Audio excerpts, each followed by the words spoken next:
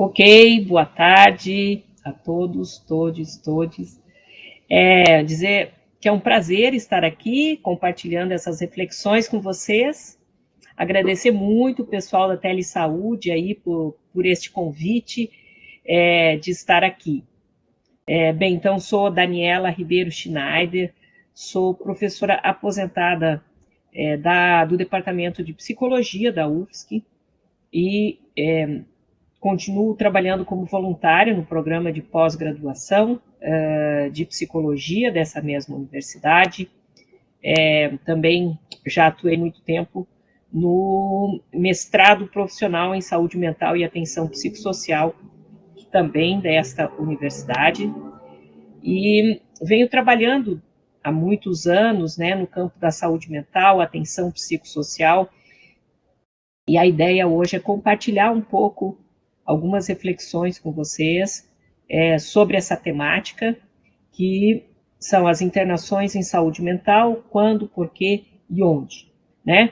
Um tema que é transversal a toda a história da saúde mental, porque a condição da internação é algo que faz parte da sua história e é algo que, de alguma forma, desafia o nosso presente, né? Até em função das lições históricas que a gente viveu, né? Então,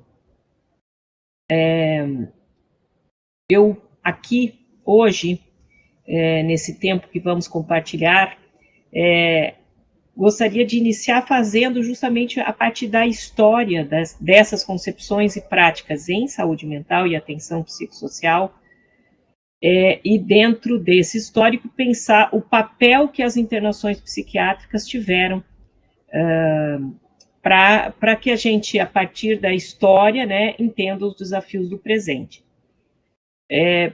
A partir disso, então, pensar como que se constituiu aquilo que se chama o movimento da reforma psiquiátrica brasileira, que teve como seu mote central a crítica às internações daquilo que se costuma chamar modelo manicomial, que eu vou em breve explicar para vocês o que significa isso. Aí nós vamos, então, com base na lei da reforma psiquiátrica, a lei 10.216 de 2001, entender o que está ali descrito sobre as internações psiquiátricas na lei, que é ainda a lei que rege as políticas de saúde mental e atenção psicossocial no Brasil.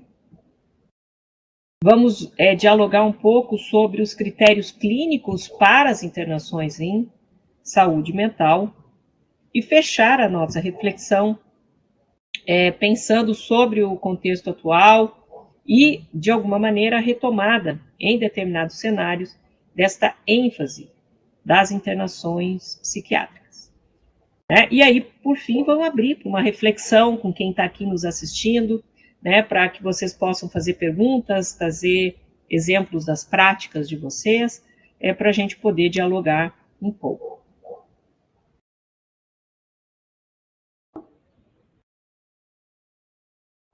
Então, vamos lá. Então, a primeira parte é justamente a discussão do histórico, né, e do histórico das concepções e práticas, né? Então, isso já queria começar falando um pouco sobre essa relação entre as concepções, ou seja, uma dimensão mais epistemológica de como um certo modelo teórico predomina dentro de um certo cenário histórico, e como que é esta concepção sobre o fenômeno, né? Sobre aquilo sobre o qual a gente se debruça, no caso aqui, né, saúde mental, estamos falando de sofrimento psíquico grave, loucura,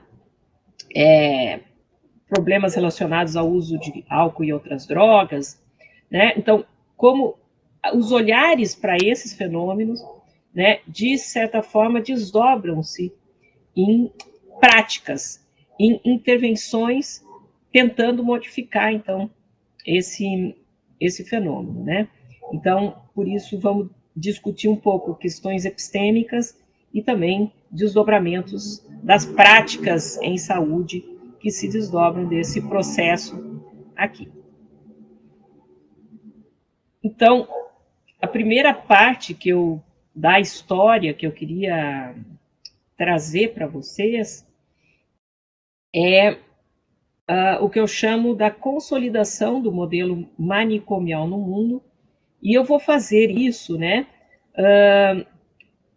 fazendo a leitura de alguns autores clássicos, um deles, né, o livro do Michel Foucault, tá, que se chama História da Loucura, né, e o outro é o livro Prisões, Manicômios e Conventos, do Irving Goffman, né, dois livros clássicos fundamentais para quem trabalha nessa área da saúde mental.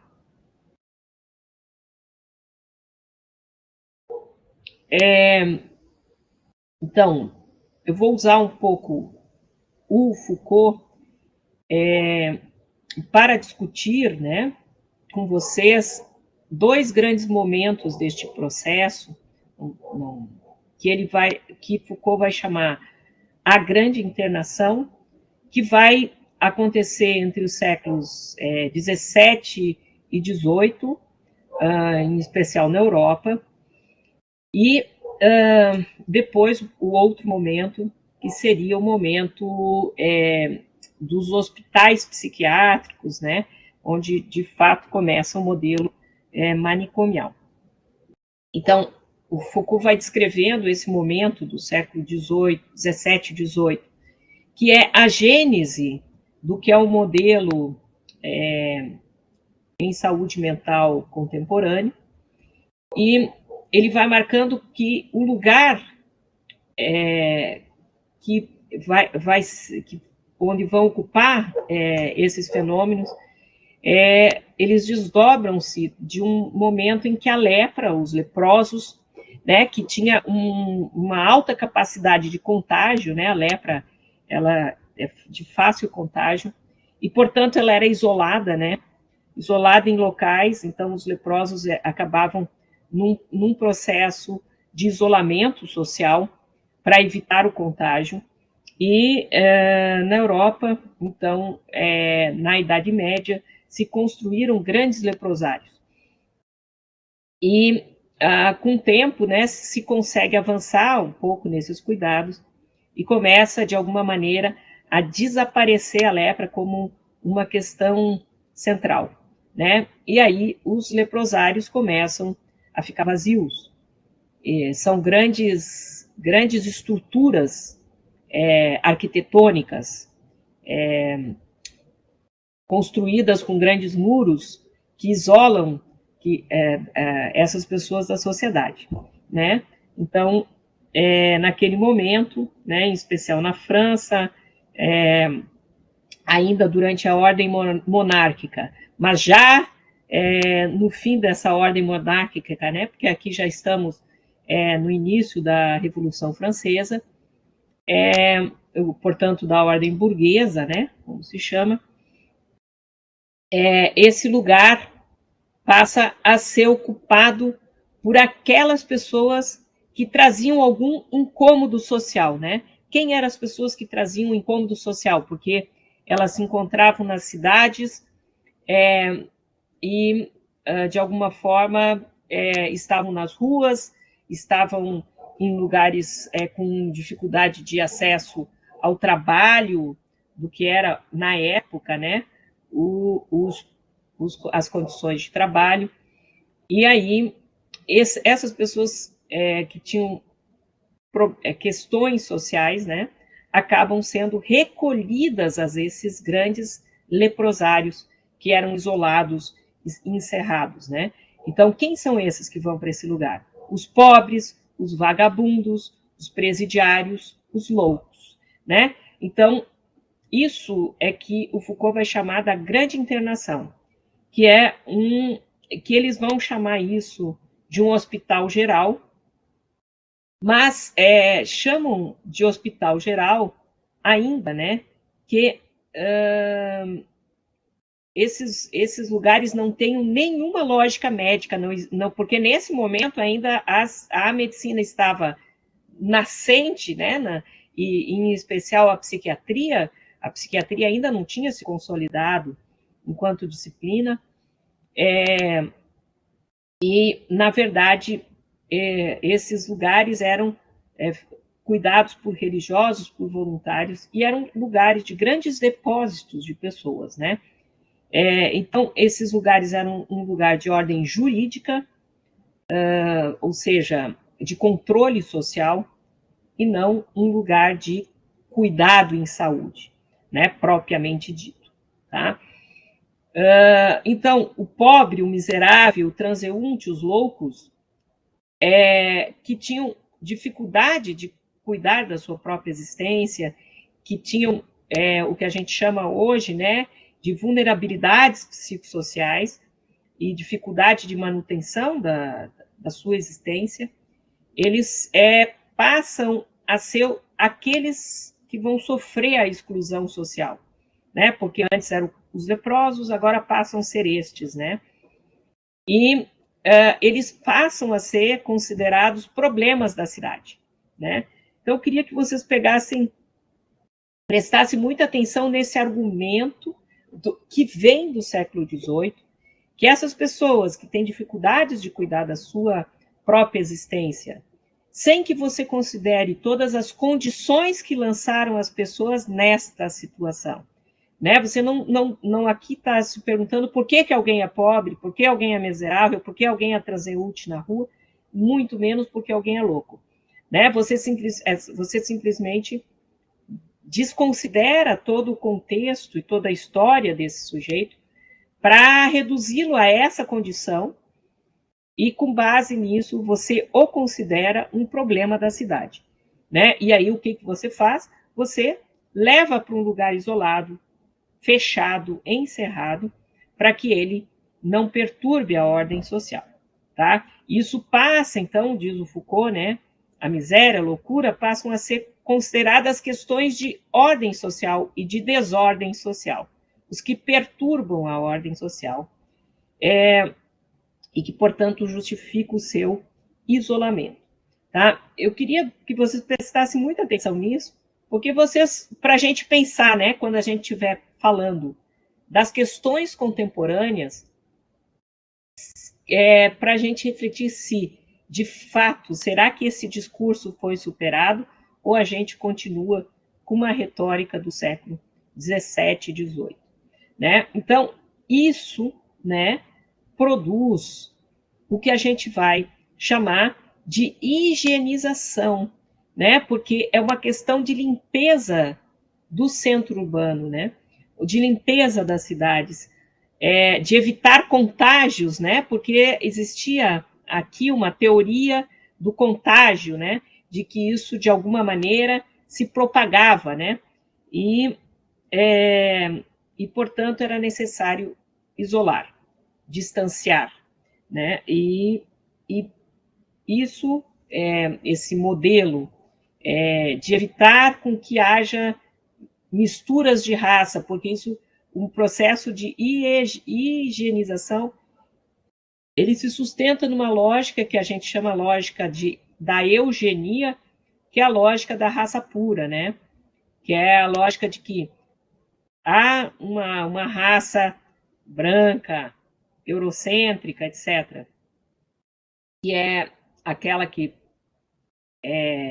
tem vamos dizer assim, o modus operandi da vida e que faz as coisas acontecerem, e há aqueles que atrapalham a isso, né? E isso então, evitar o contágio com esses que quebram essas regras sociais é fundamental, tá? Então, todo o processo inicial de internação é claramente um processo de higienização, né?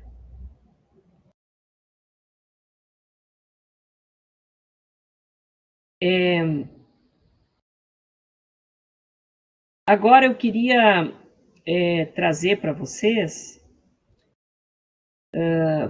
começando a fazer paralelos, né, entre o que aconteceu na história em geral da saúde mental e um pouco sobre a nossa realidade brasileira, em especial a realidade aqui em Santa Catarina, né? E aí,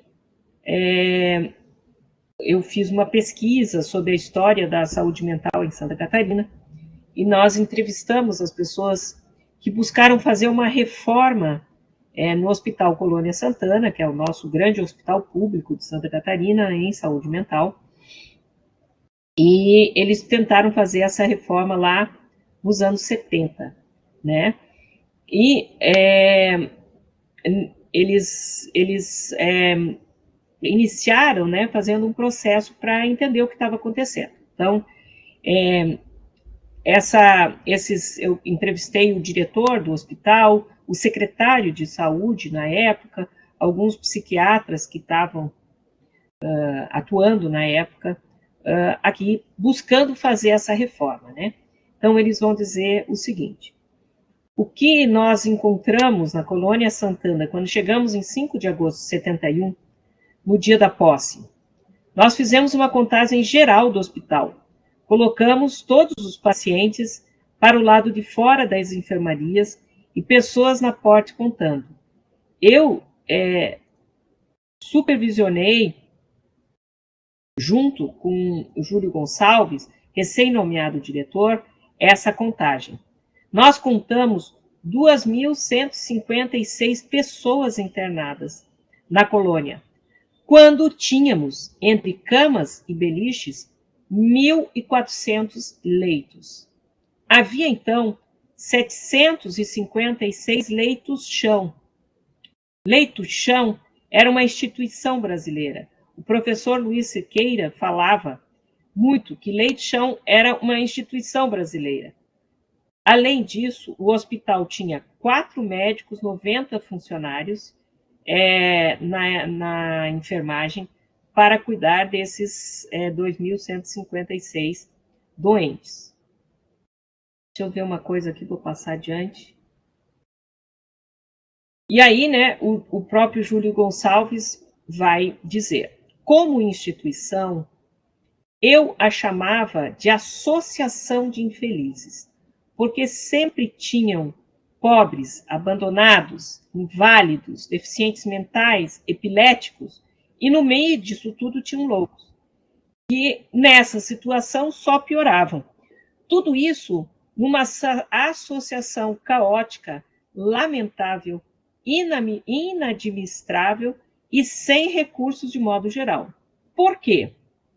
Porque o padre internava, o político internava, o juiz de direito internava, a família internava, e a casa, a Colônia Santana, não tinha triagem, não tinha capacidade de se impor, de dizer o que ela determinava, qual deveria ser seu objetivo. Tá? Então, esse é o cenário, vejam, de 1971, no Hospital Colônia Santana. Hospitais colônia são o grande modelo das internações psiquiátricas no Brasil, que se iniciam lá no final do século XIX, né? Vão construindo grandes hospitais psiquiátricos até o dia de hoje, né? E, portanto, esse é o grande modelo que se chama manicomial, mas que, inclusive, eu vou dizer mais, porque nem manicomial é, porque, na verdade, era esse primeiro modelo, né, da grande internação, veja, onde você internava todo e qualquer pessoa que incomodava, né?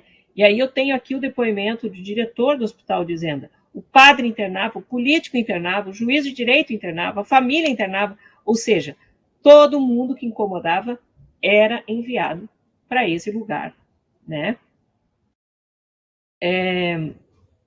E aí a gente começa a entender a função da internação como essa função de um lugar de controle social, né? Bem, aí vem o momento, então, que ocorre uma ruptura epistemológica, né? Começa uma nova era, que é o século XIX. Agora, só um minutinho.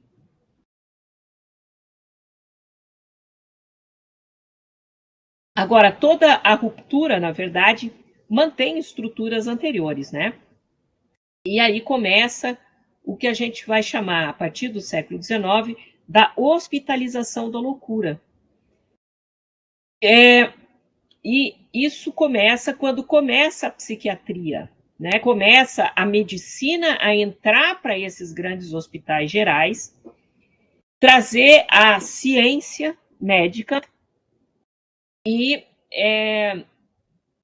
de alguma maneira, desenvolver isso que se chama da psiquiatria, da psicopatologia e de todas essas áreas de saber, né?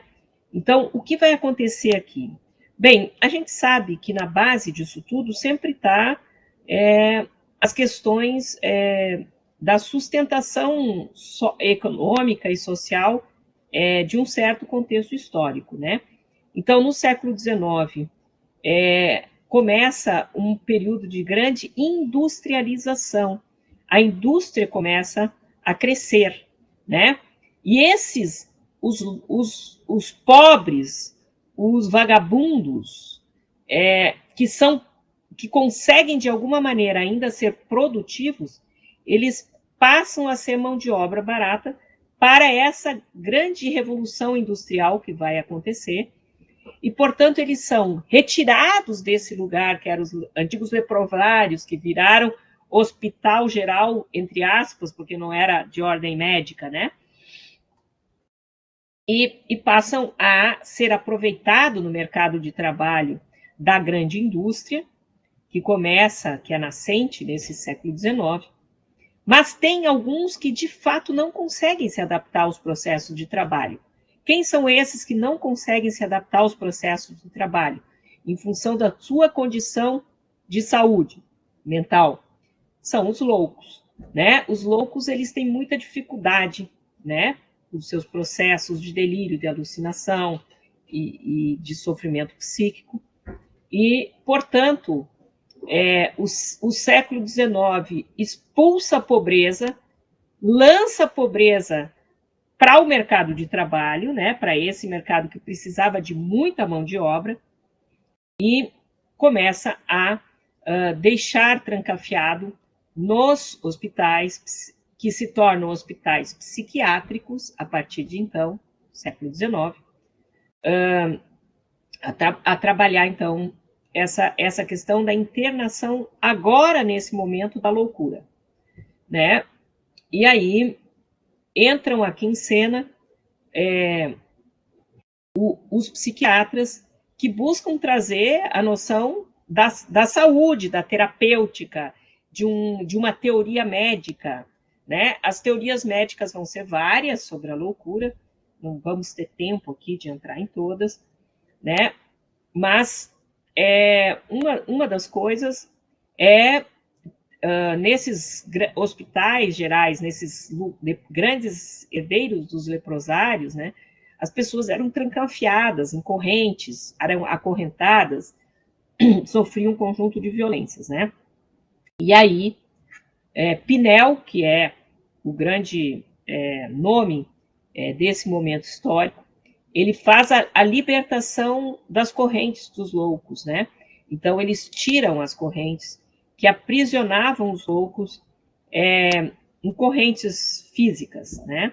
Mas o Foucault faz uma metáfora, né?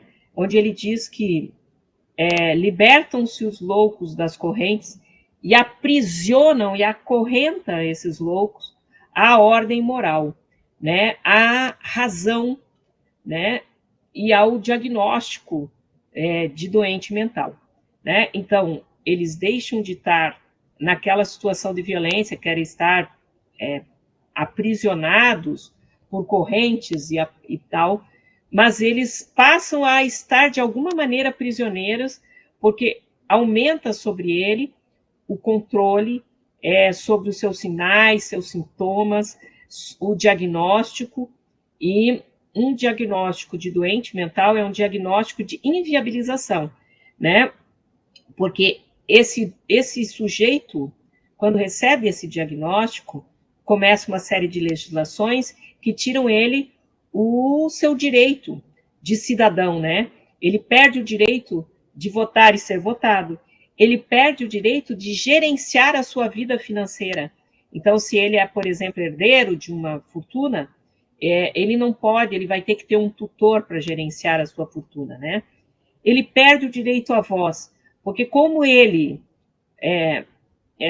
pode estar sob delírio e alucinação, você desconfia do seu discurso e você não o deixa no direito de argumentar sobre as suas questões, né? Então, o Foucault vai marcando, né, que o quanto que esta libertação das correntes é um aprisionamento de outra ordem, não da ordem física, mas de uma ordem moral, de uma ordem social, né?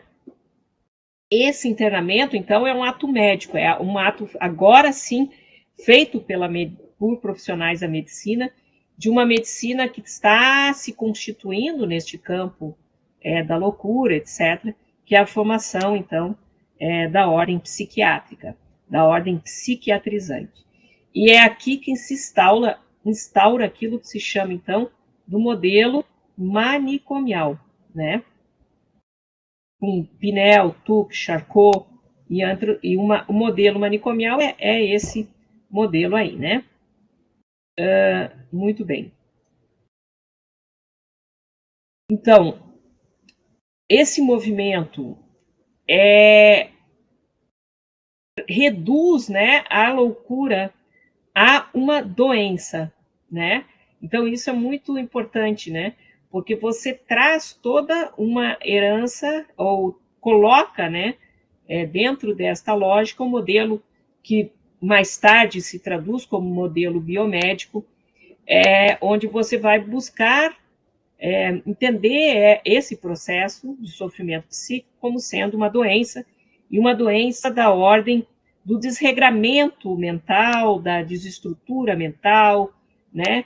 E, portanto, quando você fala que é uma doença mental, você está dizendo que é uma doença, mas que é o próprio sujeito, com o seu desregramento, que é responsável por isso, né? Então, ele é vítima e ao mesmo tempo é o seu próprio algoz, é ele que produz isso, né? Então, isso tem uma série de desdobramentos posteriores, né?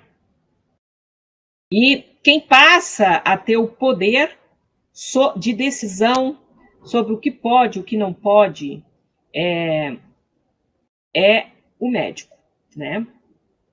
Isso, então, o manicômio passa a ser um misto, né, entre um depósito social, que é o herdeiro do modelo da grande internação, que a gente tinha visto atrás, e, ao mesmo tempo, um lugar de cuidado médico e de terapêutica da loucura, mas que continua servindo ao controle social, né? Então, isso, né, foge aquilo que a gente chama, então, das instituições totais, né, que é, então, instituições fechadas, que a pessoa não tem contato com o exterior, e que, de alguma maneira, né, elas têm um caráter residencial e, ao mesmo tempo, um caráter de controle social e terapêutico. Então, assim, por isso manicômios, prisões, conventos, né, que são instituições muito próximas, onde aqueles indivíduos que entram ali dentro ficam encerrados nesta ordem, nessa institucionalização. E uma coisa importante é que essas instituições pretendem ter uma missão ressocializadora, né? E isso implica, então, que essas instituições totais querem mudar essas pessoas, né? São estufas, como eles chamam, para mudança pessoal, né? Isso eu já estou fazendo aqui uma leitura do Ivan Goffman, né? E, portanto, a ideia é que essas pessoas se readequem para voltar a morar em sociedade, né? O que, na verdade, acontece é que essas pessoas, quando vão ser internadas, elas vão perdendo os vínculos sociais com a sua família, com o seu território, com o seu local de trabalho. né? E elas vão ficando institucionalizadas, né?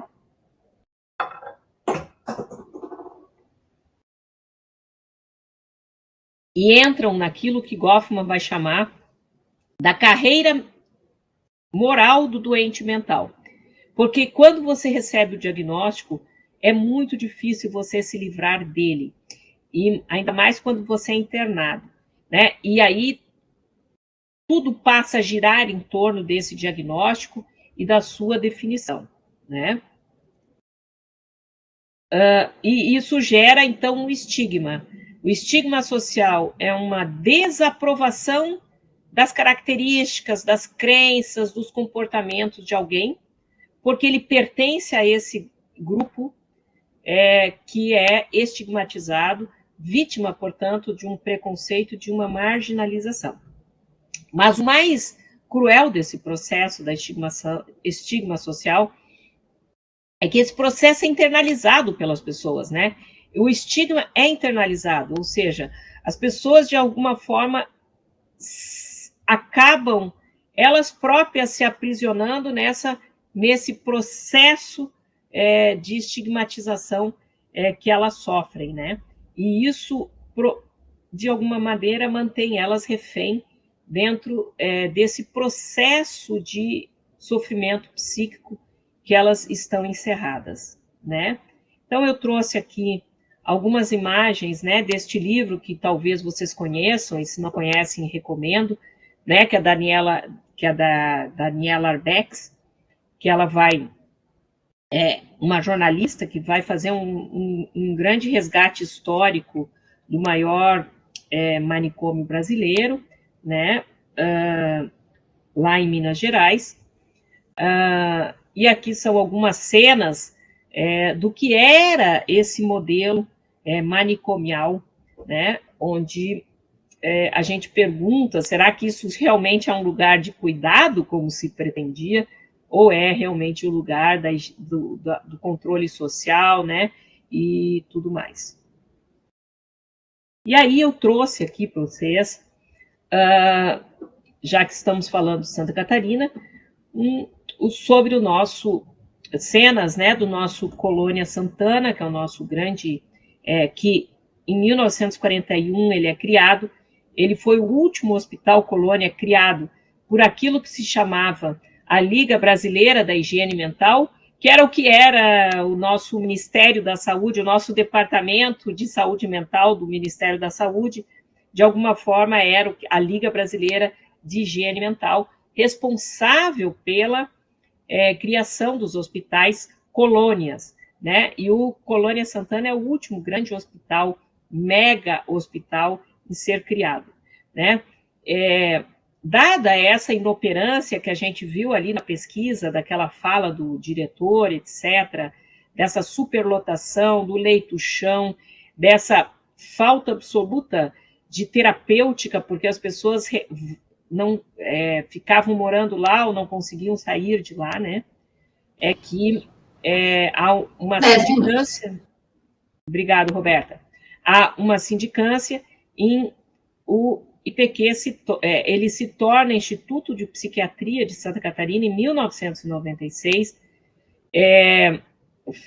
fazendo o processo de volta para casa, né? Muitos pacientes voltam para casa, outros ficam no Centro de Convivência Santana, que é o lugar dos pacientes asilares, mas agora ele diminui, né? E aí passa a ter 160 leitos e não 1.200, né? Então ele diminui de porte. Mas eu queria mostrar aqui para vocês, veja, vocês estão vendo aqui a vista aérea do hospital, né? Aqui está o rio, vocês podem ver aqui o rio. Então, quando esse hospital foi criado, ele foi criado numa posição estratégica de território para que ele fosse essa instituição total, porque há um rio super gelado, um lugar úmido, né? Muito difícil de morar nele, porque ele é cercado, né? E o hospital fica exatamente, né, cercado pelo rio. E só tem uma única frente que ajuda ao controle da entrada e da saída de quem está nesse lugar, né? Então, o hospital fica exatamente colocado num istmo do rio aqui, né? E foi estrategicamente escolhido para ser colocado nesse lugar, né? Eu fiz estágio nesse lugar em 1996. Não, em 1987, tá? E digo para vocês, assim, que era muito difícil de ir, né? Porque o cheiro de xixi, o cheiro da comida chegava a dar náusea, né? Então, assim, a gente fica se questionando que processo de humanização é esse, né? E eu já estou trazendo aqui a humanização para a gente pensar a sequência, né? Então, é a denúncia a esse modelo, a isso tudo que foi constituído, que vai fazer a reforma psiquiátrica brasileira, né? Que vem a questionar a centralidade das internações como único modo de cuidado em atenção psicossocial, né? E aí eu vou passar aqui um pouco isso por causa do nosso tempo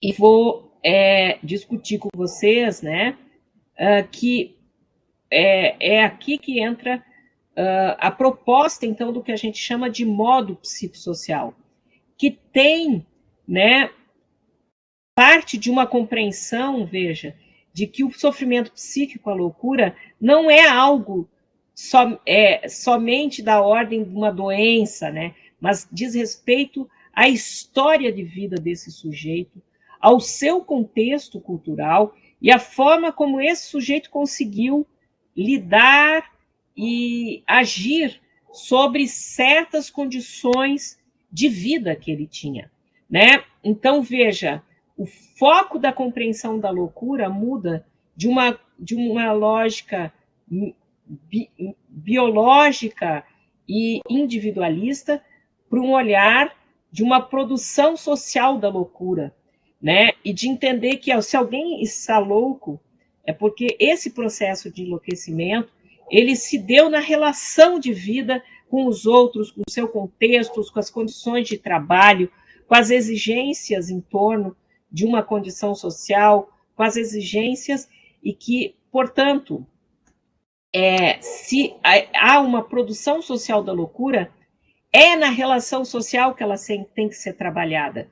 E, portanto, veja, a internação, ela só afasta o sujeito da onde é o local da produção da loucura, né? E por isso que o modo psicossocial que vem a se contrapor ao modelo manicomial, centrado na internação psiquiátrica, ele tem o conceito de território como central, né? Ou seja, o cuidado tem que ser territorial. E com isso ele vai dialogar centralmente com as políticas do Sistema Único de Saúde, dessa relação com as unidades básicas de saúde, a atenção primária em saúde, entendendo que você tem que fazer uma integralização do cuidado, que você tem que fazer um cuidado em rede, que você tem que produzir um acolhimento a todas as diversidades de situações que existem no campo da saúde mental, né? E que você tem que voltar a construir cidadania. Essa pessoa que está em sofrimento psíquico, ela é um cidadão que tem direito a dizer o que pensa, e sua voz tem que ser escutada. Ela é um cidadão que tem direito a eleger seus representantes, inclusive a se candidatar a ser alguém, se ela quiser e tiver uma filiação política e etc. Né? Ou seja, essa pessoa não pode perder o seu direito de ir e vir, de transitar, de dizer o que pensa, só porque ela pode ter um diagnóstico dado por um terceiro, né? Então, a superação do modelo asilar manicomial, ela parte de um redimensionamento da concepção da loucura, do que produz a loucura, e vai levar a uma ruptura desse modelo de internar como único modelo e vai construir locais de cuidado, que são centros de atenção psicossocial, que devem estar nos territórios, né? Então, que é um pouco o que eu vou mostrar aqui para vocês, né? Mostrando aqui um pouco que, a partir do momento, né, então, em 2001, né, é quando a lei da reforma psiquiátrica, a 10.216, finalmente construída, né, aprovada, né, aprovada, tá? Então, pouco a pouco aqui, veja, com o movimento que a gente chama de luta antimanicomial e com uma série de dispositivos que começam a acontecer desde 1996, gradativamente começa a reduzir o número de internações psiquiátricas, ou seja, começa a haver uma mudança no modelo que antes era totalmente centrado na internação e agora passa a ser voltado para, primeiro, para internações em hospitais de pequeno porte. Aqui são hospitais de até 160 leitos, aumenta o número de hospitais que são de pequeno porte, como passa a ser o Instituto de Psiquiatria de Santa Catarina. E há uma diminuição dos hospitais de grande porte, que são esses grandes manicômios, né, que são lugares de fabricação da loucura cada vez mais, né, com todos aqueles verdadeiros holocaustos, né, como fala Daniela Herbex, tá? E aqui é a expansão da rede CAPS, tá? Então, aqui, ó, quando começou a lei Paulo Delgado, que depois vira, né, a lei da reforma psiquiátrica em 2001, a construção de CAPS, né? Então, você parte de 10 CAPS aqui em 1996 para 256 CAPS. Em 2006 já estava com 800 CAPS no Brasil. E aqui, veja, nós chegamos em 2011, quando é constituída, né, formalizada a rede de atenção psicossocial, que vai tentar unificar as políticas de saúde mental com as políticas da atenção básica, da atenção primária em saúde, né? Então, isso vai acontecer em 2011. Nós estávamos num crescendo da construção da rede CAPS, da rede de atenção psicossocial, tanto para usuário de droga, quanto para transtornos mentais, quanto para a infância, né? E também os CAPS 3, né, que são muito importantes, porque eles têm leitos noturnos para acolhimento de pessoas em situação de crise, tá? Coisa que em Florianópolis nós não temos, né? Então, aqui vai acontecer, e olha como vai num crescendo, então a gente tem um crescendo de construção de CAPS nos territórios.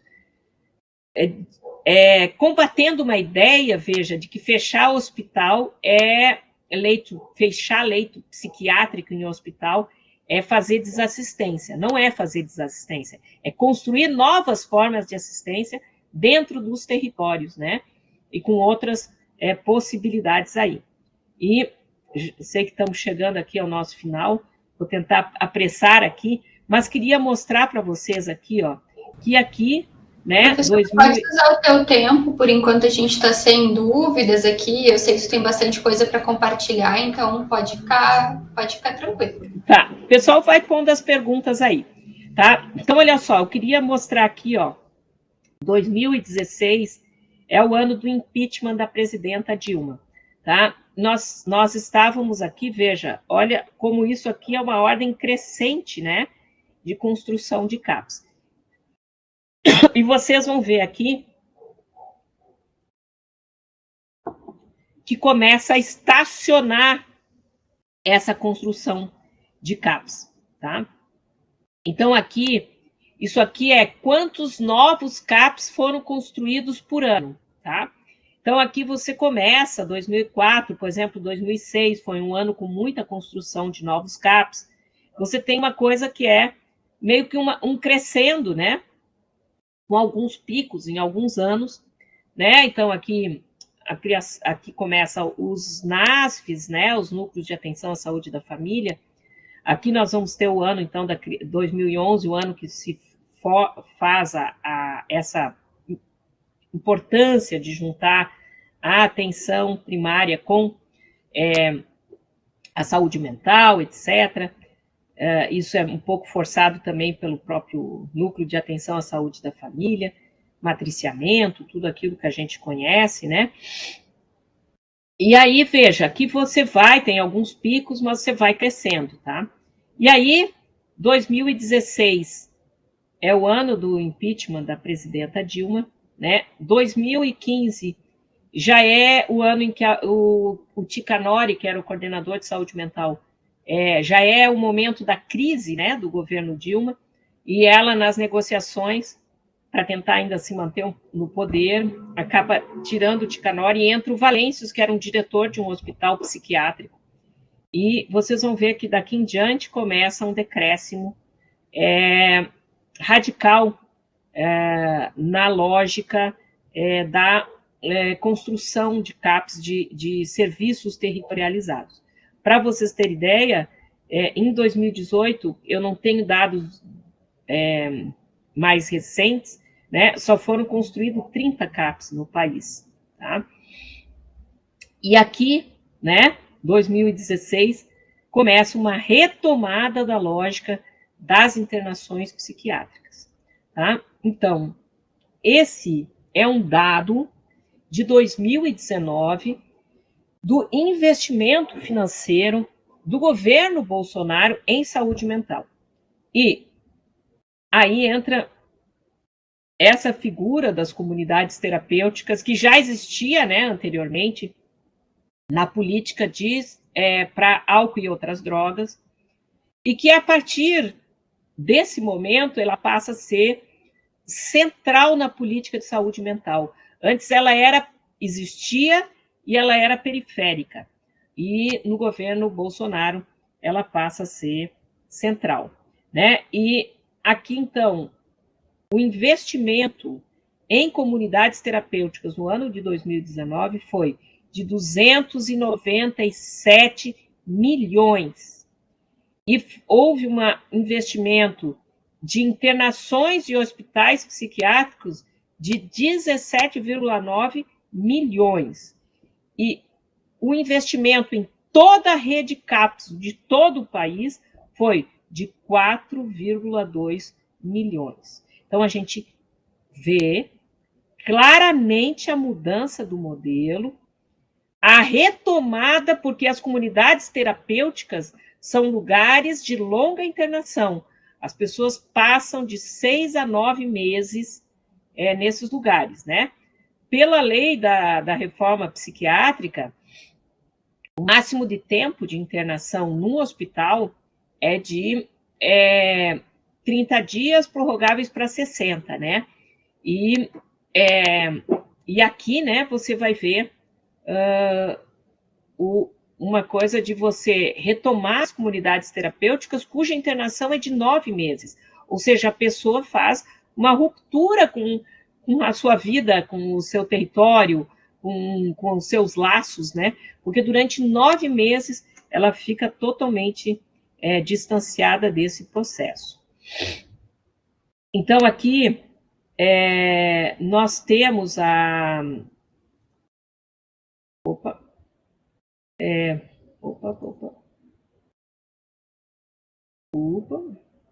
peraí. Um momento que eu vou compartilhar de novo a apresentação. Compartilha e põe ela grande, só porque eu não estava conseguindo ler, desculpa.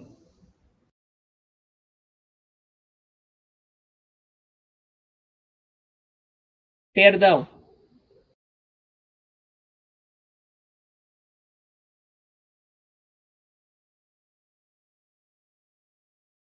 Certo. Perdão aí. Então, olha só, aqui na lei, né, 10.216, é a lei da reforma psiquiátrica, que vai falar dos CAPs, etc., da mudança do modelo, né, e aqui, certo, está previsto, né,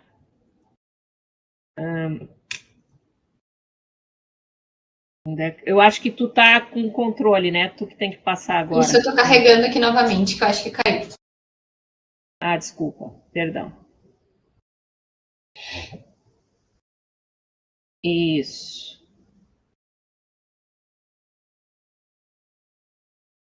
Mais à frente? É o próximo. Pode passar. Isso. Então, na própria lei da reforma psiquiátrica, que vai pôr ênfase na construção de uma rede territorializada e tal, ainda assim estão previstas as internações, né? Mostrando que tipo de internação pode ser feita, né? Então, a internação ela pode ser em recursos hospitalares ou extra-hospitalares, né? E ela tem o processo de atenção à crise, que a gente chama, né? Então, a internação, na lei, ela é o último recurso. Primeiro, você busca cuidado territorial, cuidado numa rede de saúde, nesse sujeito acolhido pela rede, pelo Sistema Único de Saúde, inserido numa rede entre a atenção especializada em CAPS, num diálogo com a atenção primária em saúde. E quando isso não dá conta e a pessoa entra numa situação de crise, é então que ela vai ser internada, né? Portanto, há uma previsão de internação, né? Pode passar mais uma? Tu já está com a apresentação. Já estou, tá, desculpa. Né? E aqui, então, veja, são previstos os tipos de internação, né? Internação voluntária, internação involuntária, internação compulsória, tá? Já está previsto aqui na própria lei, né, de 2001, certo? Mostrando que a voluntária é aquela que há o consentimento do usuário, a involuntária é aquela que quando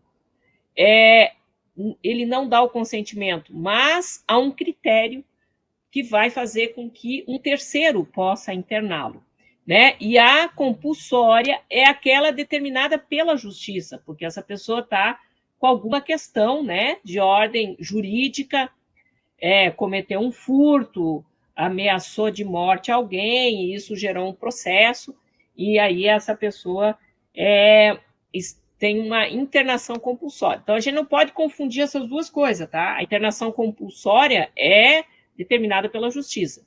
A involuntária é quando a pessoa, de alguma maneira, põe em risco sua vida ou a vida alheia, e ainda que ela não queira, há uma necessidade de internação. Então, isso já está previsto, você não precisa criar uma lei nova para isso, porque isso já está previsto na lei, né? E aqui tem uma coisa que regulamenta, então, sobre a internação voluntária e sobre a internação involuntária, como é que ela tem que acontecer, tá? E para isso a gente tem critérios clínicos para essa internação, que tem que ser, a pessoa tem que estar em risco para si mesma ou para terceiros, risco, tá? Não é ela tá me incomodando.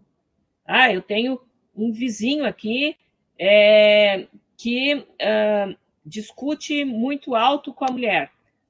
Então isso me incomoda, eu vou chamar alguém para internar.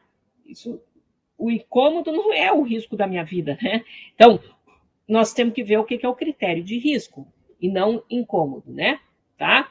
Então, que a pessoa esteja, de fato, com uma fraca rede de apoio, que tenha complicações clínicas e psiquiátricas que não responda ao tratamento ambulatorial, que ele seja incapaz de cuidar adequadamente da sua questão alimentar, da sua higiene, que ele necessite constantemente supervisão e apoio que a família não tem condições de oferecer, que a pessoa apresente risco de suicídio e que não haja recursos na comunidade ou da sua equipe de saúde para dar suporte para esse risco suicida, porque a primeira tentativa é ainda no território, né? Quando, de alguma maneira, há uma agressividade, isso representa algum risco para ele próprio ou para outro, né?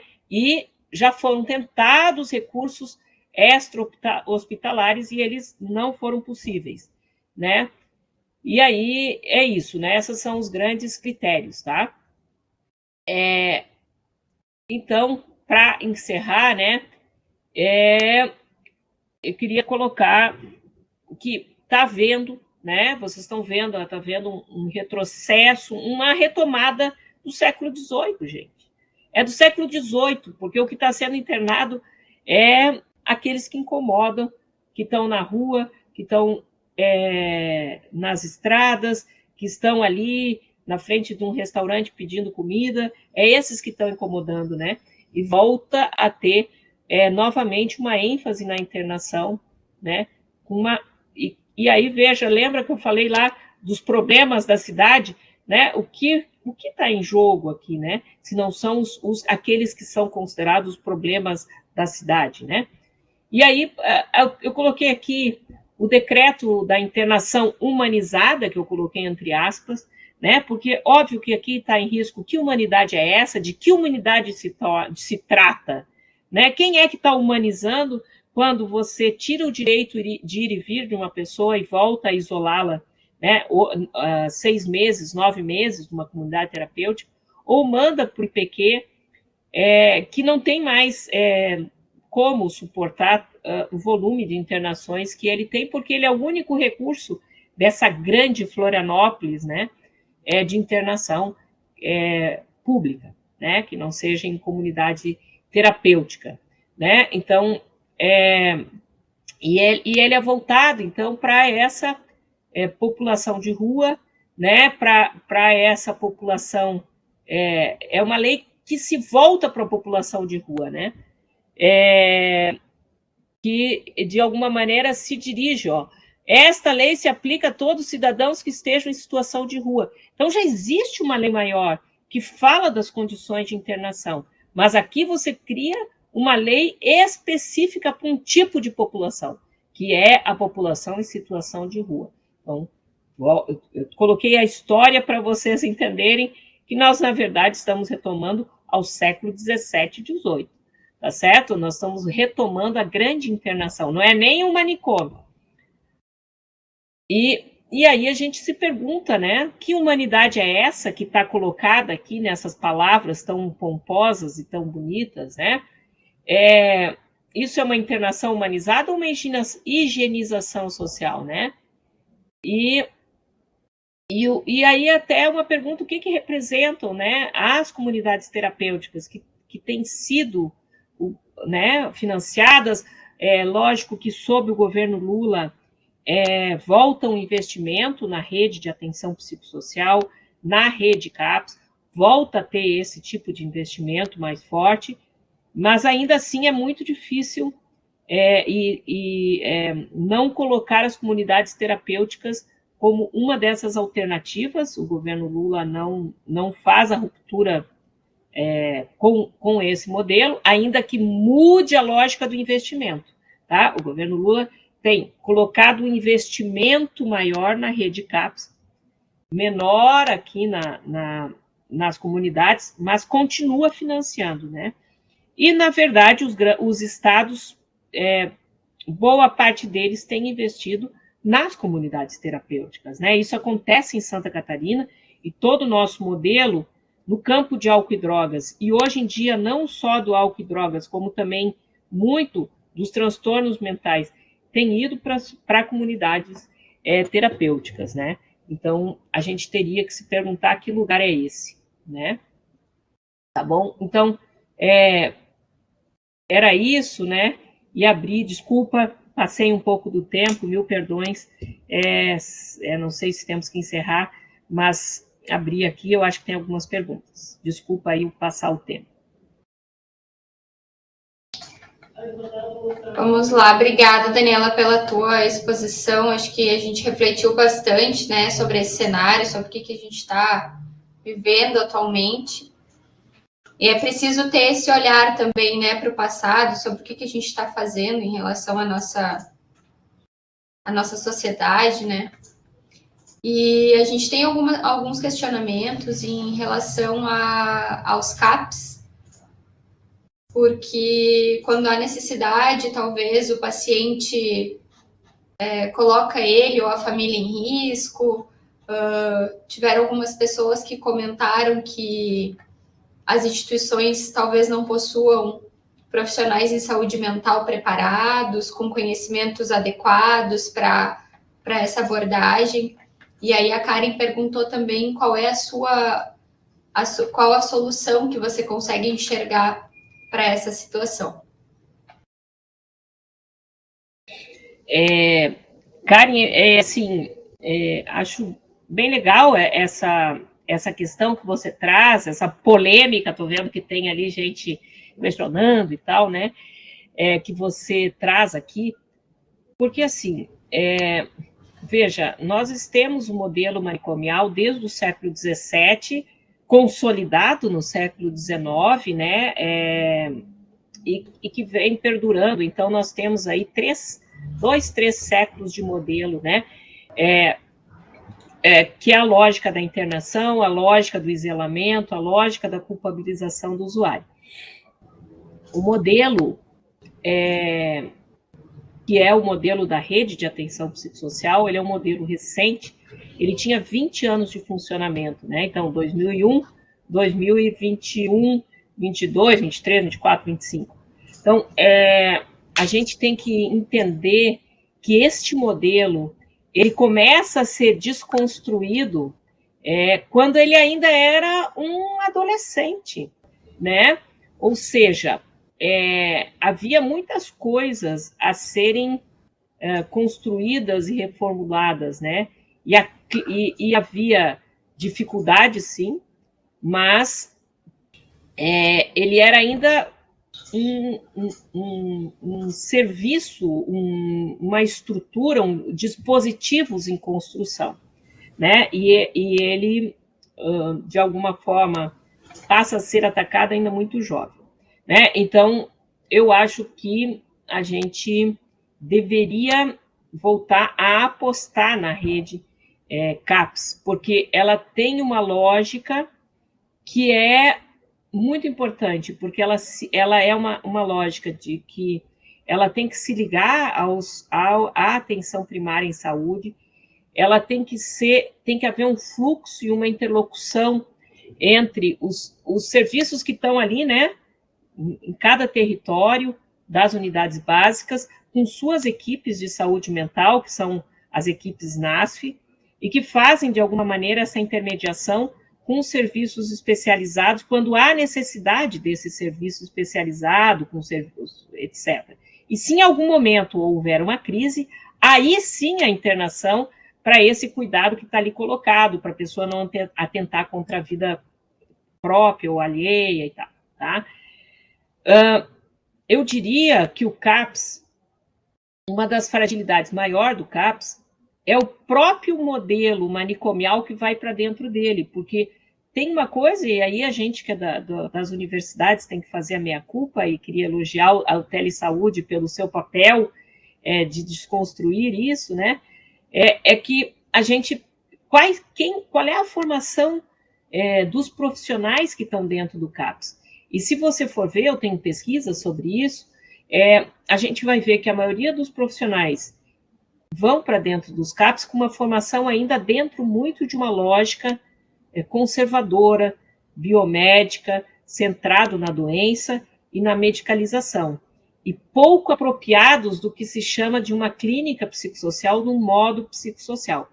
Então, você vai para dentro do CAPS e você reproduz mais do mesmo, que é fazer do CAPS um grande lugar de dispensação de medicação, e não um lugar de cuidado integral. Então, isso vai fragilizando esse modelo, né?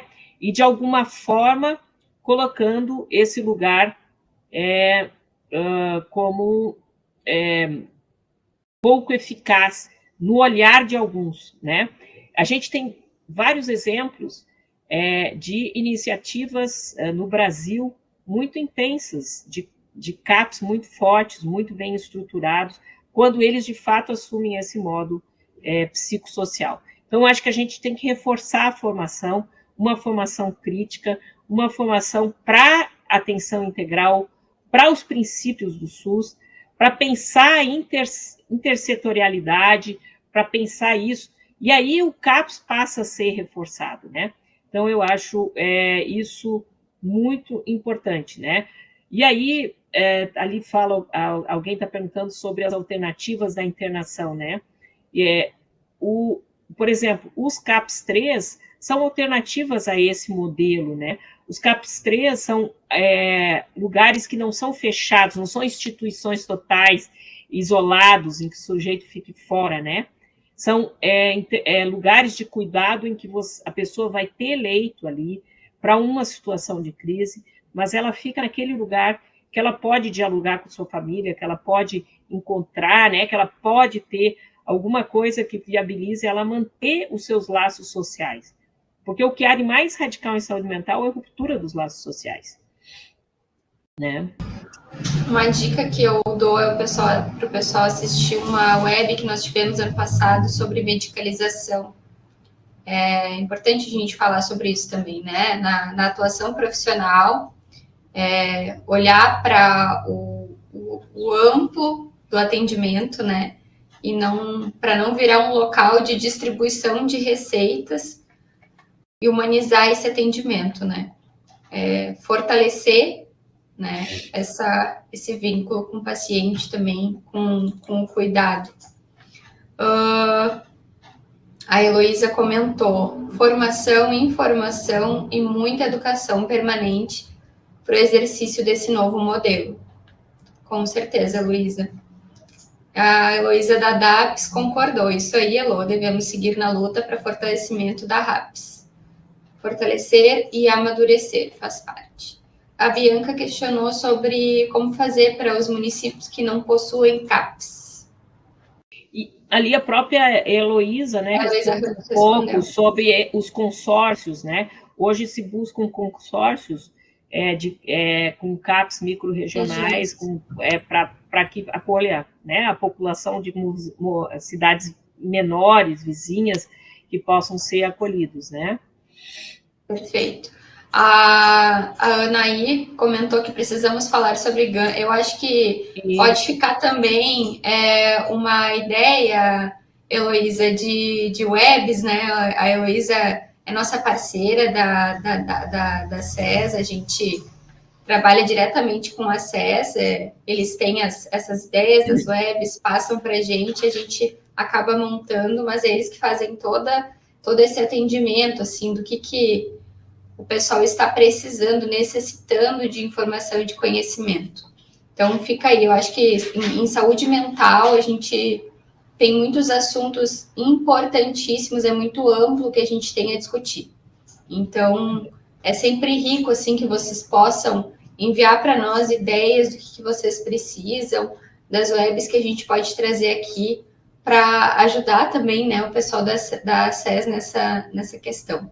Obrigada pela e para quem não sabe o que é a GAN, né, é Gestão Autônoma de Medicação, né, que é um modelo que tenta, de alguma forma, discutir essa questão de um certo autocontrole sobre o processo de medicação. É bem interessante, acho bem legal ter uma telesaúde aí sobre isso.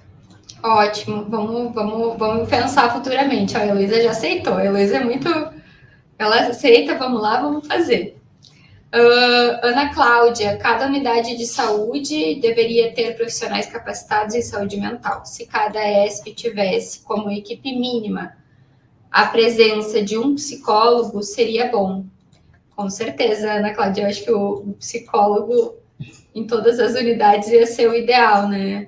Olha só, Ana Cláudia, tem uma coisa que foi bastante importante nessa política, né, que foi a criação dos núcleos de apoio à saúde da família, que tem um psiquiatra, um psicólogo, educador físico e outros profissionais, né, fonoaudiólogo, e eles são referências para as unidades, né, mas esse processo também foi enfraquecido lá em 2018, 2019, eles foram, né, e houve toda uma alteração, e agora eu acho que trata-se de talvez retomar e reforçar essa coisa do NASP, do matriciamento, né, que realmente é muito importante, né, porque a atenção especializada, ela não pode estar isolada da atenção das unidades das centros primários em saúde, etc., né, e um pouco essa ponte é feita pelos profissionais do NASP. Então, já existia esse lugar, né? Ele foi despotencializado, assim como quando lá se diminuiu toda aquela verba dos CAPs, também se alterou e se desobrigou os municípios de construírem NASFs, né? e mudou o lugar, mudou, assim como se tirou os agentes comunitários de saúde, né? Toda essa desmonte, né? Então é preciso retomar isso, e eu acho que isso é muito importante de ser retomado mesmo. Com certeza, é um trabalho necessário e urgente. Daniela, eu acho que a gente precisa encerrar.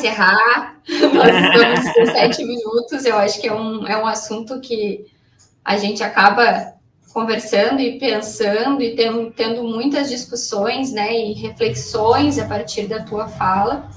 E que bom. Quero te agradecer pelo teu tempo, a tua disponibilidade, por dividir um pouquinho com a gente da tua experiência, né, e do teu conhecimento. Agradecer o pessoal que está aqui presente, assistindo a nossa web. Heloísa, novamente, muito obrigada, riquíssimas. A Heloísa tem umas ideias de webs muito boas, sempre muito ricas, as discussões da saúde mental. E, pessoal, nos vemos na semana que vem, na nossa web, quarta-feira, às 15 horas. Essa web está encerrada, vocês podem se retirar e também a Cecília vai retirando os participantes. Obrigada, pessoal. Boa tarde. Tchau, tchau. Boa tarde, até mais.